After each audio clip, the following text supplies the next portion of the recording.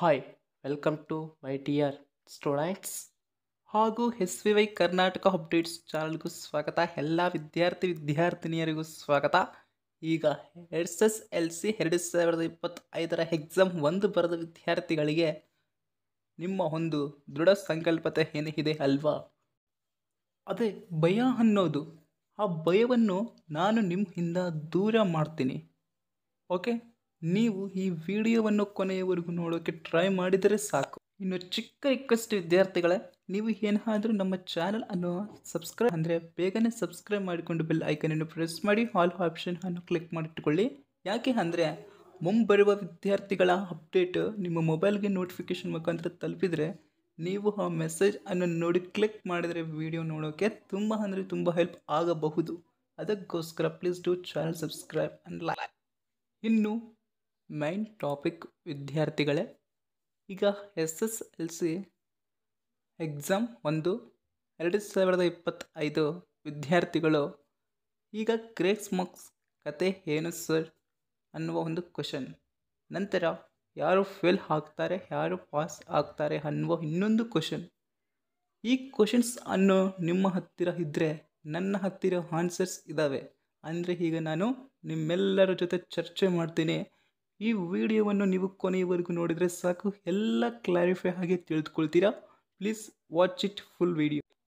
ಈಗ ಫಸ್ಟ್ ಪಾಯಿಂಟೇ, sir grace marks ಕತೆ ಏನು ಸರ್? ನಮಗೆ ಗ್ರೇಸ್ ಮಾರ್ಕ್ಸ್ ಕೊಡ್ತಾರೆ ಸರ್? ಕೊಟ್ಟರೆ ಯಾವಾಗ ಕೊಡ್ತಾರೆ ಸರ್? ನೀವು ತಿಳಿಸ್ಕೊಟ್ರೆ ತುಂಬ ಹೆಲ್ಪ್ಫುಲ್ ಆಗುತ್ತೆ ಸರ್ ಅನ್ನುವ ಒಂದು ಕ್ವಶನ್ ಅಂತೂ ತುಂಬ ವಿದ್ಯಾರ್ಥಿಗಳು ಕೇಳಿದ್ದಾರೆ ನಮ್ಮ ಕ್ಲಾಸ್ ರೂಮ್ನಲ್ಲಿ. ಹಾಗಾದರೆ ಆ ವಿಷಯವನ್ನು ನಿಮಗೆ ತಿಳಿಸ್ಬಾರ್ದಾ? ಈಗ ನೋಡ್ರಿ ವಿದ್ಯಾರ್ಥಿಗಳೇ, ನಿಮಗೆ ಗ್ರೇಸ್ ಮಾರ್ಕ್ಸ್ ಬೇಕು ಅಂದರೆ ಈಗ SSLC 2025 10% ಗ್ರೇಸ್ ಮಾರ್ಕ್ಸ್ ಕೊಡುವ ಪ್ರತಿಯೊಂದು ವರ್ಷ ಈ ವರ್ಷ ಏನು ಮಾಡಿದ್ದಾರೆ, ಗ್ರೇಸ್ ಮಾರ್ಕ್ಸ್ ಅನ್ನು ರದ್ದು ಮಾಡಿದ್ದಾರೆ. ಹಾಗಾದರೆ ಸರ್ ಅಸಲು ಒಂದು ಕ್ವಶನ್ಗೂ ನಮಗೆ ಗ್ರೇಸ್ ಮಾರ್ಕ್ಸ್ ಸಿಗಲ್ಲ ಸರ್ ಅಂದರೆ, ಈಗ ನಿಮಗೆ ಸಿಲೆಬಸ್ ಕಾಪಿ ಅಂತ ಇರುತ್ತೆ. ಅದರಲ್ಲಿ ಫಸ್ಟ್ನೇ ಚಾಪ್ಟರು ಕೆಲವು ಟಾಪಿಕ್ಸ್ ಇಲ್ಲ, ಇನ್ನು ಎಲ್ಲ ಟಾಪಿಕ್ಸ್ ಇದ್ದಾವೆ. ಹಾಗಾದರೆ ಕ್ವಶನ್ ಪೇಪರ್ನಲ್ಲಿ ಬೈ ಮಿಸ್ಟೇಕ್ ಏನು ಬಂತು, ಟಾಪಿಕ್ಸ್ ಇಲ್ಲದಂತಹ ಕ್ವಶನ್ಸೇ ಬಂದವು. ಸ್ವಲ್ಪ ಎಕ್ಸಾಂಪಲ್, ಓಕೆ, ಹಾಗೆ ಬಂದರೆ ಟಾಪಿಕ್ಸ್ ಇಲ್ಲದಂತಹ ಕ್ವಶನ್ಸ್ ಬಂದರೆ ನಿಮಗೆ ಗ್ರೇಸ್ ಮಾರ್ಕ್ಸ್ ಸಿಗುವ ಸಾಧ್ಯತೆ ಇದೆ. ಅದೇ ಟಾಪಿಕ್ಸ್ ಇರುವ ಕ್ವಶನ್ಸ್ ಬಂದರೆ ಸಿಗುವ ಸಾಧ್ಯತೆ ಇರುವುದಿಲ್ಲ. ಇನ್ನು ಕರ್ನಾಟಕದ 2024 ಮತ್ತು 25ನೇ ಶೈಕ್ಷಣಿಕ SSLC ವಿದ್ಯಾರ್ಥಿಗಳು ಕೇಳುತ್ತಿರುವ ಒಂದೇ ಒಂದು ಪ್ರಶ್ನೆ, ಸರ್ ಈಗ 80 ಅಂಕಕ್ಕೆ ಪ್ರಶ್ನೆ ಪತ್ರಿಕೆ ಇದ್ದರೆ ಎಷ್ಟು ಮಾರ್ಕ್ಸ್ಗೆ ಪಾಸ್ ಮಾಡ್ತಾರೆ ಸರ್ ಅಂತ ಕೇಳಬಹುದು.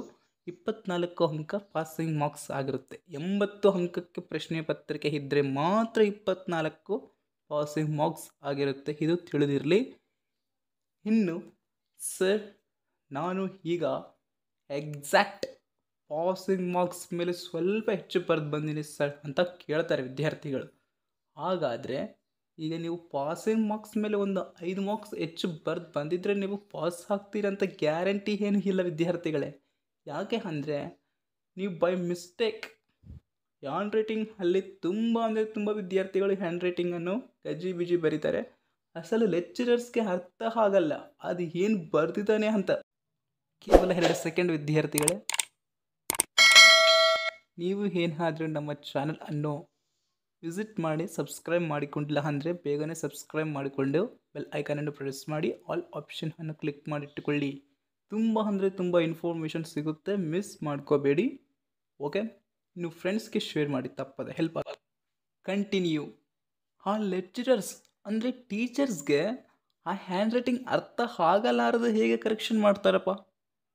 0 ಆಗಿಬಿಡ್ತಾರೆ ಡೈರೆಕ್ಟ್ ಆ ಕ್ವಶನ್ಗೆ. ಹೌದಾ? ಏನಾದರೂ ಅರ್ಥ ಆದರೆ ತಾನೇ ಮಾರ್ಕ್ಸ್ ಕೊಡೋದು.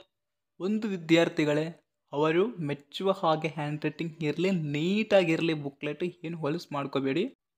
ನೀವು ಪಾಸಿಂಗ್ ಮಾರ್ಕ್ಸ್ಗಷ್ಟೇ ಬರಬಾರ್ದು, ಇದು 100ಗೆ 100% ತಪ್ಪು ಅಂತ ಹೇಳ್ತೀನಿ. SSLC 2025 ವಿದ್ಯಾರ್ಥಿನಿಯರೇ, ನೀವು ಪಾಸಿಂಗ್ ಮಾರ್ಕ್ಸ್ ಅಷ್ಟೇ ಬರೆದು ಬಂದರೆ ಏನಾದರೂ ಮಿಸ್ಟೇಕ್ ಆಗಿ ಮಾರ್ಕ್ಸ್ ಹೋದ್ರೆ ಬೈ ಚಾನ್ಸ್ ಅಳೋದು ಯಾರು ನಂತರ ನೀವೇ ಅಲ್ವಾ. ಅದಕ್ಕೋಸ್ಕರ ಹೇಳ್ತಿದ್ದೀನಿ, ಪ್ರತಿಯೊಬ್ಬ ವಿದ್ಯಾರ್ಥಿನಿಯರಿಗೂ ಪಾಸಿಂಗ್ ಮಾರ್ಕ್ಸ್ ಅಷ್ಟೇ ಬರೆದು ಬರಬೇಡಿ. ಇನ್ನೂ 10 ಅಥವಾ 15 ಮಾರ್ಕ್ಸಕ್ಕೆ ಹೆಚ್ಚು ಬರೆದು ಬನ್ನಿ, ನೀವು ನಗ್ತೀರ ಖಂಡಿತ. ಇನ್ನು SSLC 2025ರ ಮೊದಲನೆಯ ಪರೀಕ್ಷೆಯಲ್ಲಿ ಎಂತಹವರು ಪಾಸ್ ಆಗ್ತಾರೆ, ಎಂತಹವರು ಫೇಲ್ ಆಗ್ತಾರೆ ಅನ್ನುವ ಒಂದು ಡೌಟ್ ಕ್ಲಾರಿಫೈ ಆಗ್ತಾ ಇದೆ. ಇಲ್ಲಿಂದ ಕೊನೆಯವರೆಗೂ ನೋಡಿ ವಿದ್ಯಾರ್ಥಿಗಳೇ, ನಿಮ್ಮ ಫ್ರೆಂಡ್ಸ್ಗೂ ಶೇರ್ ಮಾಡಿ ತಪ್ಪದೆ, ತುಂಬ ಹೆಲ್ಪ್ ಆಗುತ್ತೆ. ಈಗ 3 ವಿದ್ಯಾರ್ಥಿಗಳು ಇದ್ದಾರೆ. ನಾನು ಎಕ್ಸಾಂಪಲ್ ಹೇಳ್ತೀನಿ, ನಿಮಗೆ ಅರ್ಥ ಆಗಿಬಿಡುತ್ತೆ. 3 ವಿದ್ಯಾರ್ಥಿಗಳು ಇದ್ದಾರೆ. 3 ವಿದ್ಯಾರ್ಥಿಗಳಲ್ಲಿ 2 ವಿದ್ಯಾರ್ಥಿಗಳು ನಾರ್ಮಲ್ ಆಗಿ ಓದುತ್ತಿರ್ತಾರೆ. ನಾನು ಇಷ್ಟೇ ಓದ್ತೀನಿ, ಇಷ್ಟೇ ಬರ್ತೀನಿ ಅಂತ. ಒಬ್ಬ ಹುಡುಗ ಮಾತ್ರ ಹೈಲೈಟ್ ಓದ್ತಿರ್ತಾನೆ. ನಾನು ಹೇಗಾದರೂ ಫಸ್ಟ್ ರ್ಯಾಂಕ್ ತರಬೇಕಂತ ಓದ್ತಿರ್ತಾನೆ. ಓಕೆ, ಈಗ ಪೇಪರ್ ಎಷ್ಟು ಮಾರ್ಕ್ಸ್ ಇದ್ದರೆ ಅಷ್ಟು ಮಾರ್ಕ್ಸ್ ಅವನು ಬರ್ತಾನೆ, ಮೊದಲನೆಯ ವಿದ್ಯಾರ್ಥಿ. ನೆಕ್ಸ್ಟ್ ಎರಡನೆಯ ವಿದ್ಯಾರ್ಥಿ ಏನು ಮಾಡ್ತಾನೆ, ನಾನು ಇಷ್ಟೇ ಓದ್ತೀನಿ ಅಂತ ಇದು ಪಾಸಿಂಗ್ ಮಾರ್ಕ್ಸ್ ಅಷ್ಟೇ ಓದಿ ಅದನ್ನು ಅಷ್ಟೇ ಎಂಟ್ರಿ ಮಾಡಿ ಬರ್ತಾನೆ. ಇನ್ನು ನಂತರ ಮೂರನೆಯ ವಿದ್ಯಾರ್ಥಿ ಏನು ಮಾಡ್ತಾನೆ, ನಾನು ಇಷ್ಟು ಕೂಡ ಓದಿಲ್ಲ ಅಂತ ಸ್ವಲ್ಪ ಇಷ್ಟೋ ಟ್ರೈ ಮಾಡಿ ಪಾಸಿಂಗ್ ಮಾರ್ಕ್ಸ್ಗೆ ಇನ್ನು 5 ಮಾರ್ಕ್ಸ್ ಕಮ್ಮಿ ಬರ್ತಾನೆ. ನಂತರ ಇನ್ನೊಂದು 25 ಡೇಸ್ ಕಳೆಯುತ್ತೆ, ರಿಸಲ್ಟ್ ಬರುತ್ತೆ SSLC 2025ದ್ದು. ಆಗ ಏನಾಗುತ್ತೆ ಅಂದರೆ, ಮೊದಲನೆಯ ವಿದ್ಯಾರ್ಥಿ ಪೇಪರ್ ಟಫ್ ಇದ್ದರೂ ಸ್ವಲ್ಪ ಟ್ರೈ ಮಾಡಿರ್ತಾನೆ ಅಲ್ವಾ, ಕಷ್ಟಪಟ್ಟು ಓದೋಕ್ಕೆ. ಅದಕ್ಕೋಸ್ಕರ ಅವನು ಔಟ್ ಆಫ್ ರ್ಯಾಂಕ್ ತರಲಿಕ್ಕೆ ಟ್ರೈ ಮಾಡಿದರೆ ಎಷ್ಟು ಬಂತು, 80ಕ್ಕೆ 70 ಬಂತು ಮೊದಲನೆಯ ವಿದ್ಯಾರ್ಥಿ ರ್ಯಾಂಕ್. ಅಲ್ಲಿಗೆ 10 ಮಾರ್ಕ್ಸ್ ಕಳೆದು ಹೋಯಿತು ಫಸ್ಟ್ ಹುಡುಗಂದು. ಇನ್ನು ಎರಡನೆಯ ವಿದ್ಯಾರ್ಥಿ ರ್ಯಾಂಕ್ ಎಷ್ಟು ಬಂತು ಗೊತ್ತಾ, ಎರಡನೆಯ ಹುಡುಗ ಅಟ್ಲೀಸ್ಟ್ ನಾನು ಪಾಸಿಂಗ್ ಮಾರ್ಕ್ಸ್ ಮೇಲೆ ಸ್ವಲ್ಪ ಓದೋಣ ಅಂತ ಒಂದು ಗುರಿ ಇಟ್ಕೊಂಡಿರ್ತಾನೆ ಅಲ್ವಾ. ಅದಕ್ಕೋಸ್ಕರ ಅದು ಯೂಸ್ ಆಯಿತು. ಎದಕ್ಕೆ ಅಂದರೆ, ಸ್ವಲ್ಪ ಹೆಚ್ಚು ಓದಿದ್ದರಿಂದ ಪಾಸಿಂಗ್ ಮಾರ್ಕ್ಸ್ ಮೇಲೆ ಅಲ್ಲಿ ಸ್ವಲ್ಪ ಕಟ್ ಆಯಿತು, ಇಲ್ಲಿ ಸ್ವಲ್ಪ ಉಳ್ಕೊಂಡ, ಏಕೆ ಪಾಸ್ ಆಗಿಬಿಟ್ಟ ಅಲ್ವಾ. ಇನ್ನು ಮೂರನೆಯ ಹುಡುಗ ಏನಾಯಿತು ಗೊತ್ತಾ, ಪಾಸಿಂಗ್ ಮಾರ್ಕ್ಸ್ಗೆ 5 ಮಾರ್ಕ್ಸ್ ಕಡಿಮೆ ಬಂದು ಬರೆದಿರ್ತಾನೆ ಅಲ್ವಾ, ಅವನು ಫೇಲ್ ಆಗಿಬಿಡ್ತಾನೆ. ಯಾಕೆ, ಪಾಸಿಂಗ್ ಮಾರ್ಕ್ಸ್ಗಳನ್ನ ಅಟೆಂಡ್ ಮಾಡಿಲ್ಲ. 5 ಮಾರ್ಕ್ಸ್ ಅವ್ರಿಗೆ ಹೇಗೆ ಹಾಕಿ ಪಾಸ್ ಮಾಡ್ತಾರೆ ಹೇಳಿ.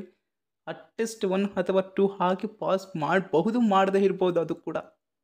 ಓಕೆ, ಕ್ಲಾರಿಫೈ ಬಂತಲ್ವಾ. ಹೀಗೆ ಕರೆಕ್ಷನ್ ಅಂದರೆ ಫುಲ್ ಸ್ಟ್ರಿಕ್ಟಾಗಿ ಕರೆಕ್ಷನ್ ನಡೆಯುತ್ತೆ.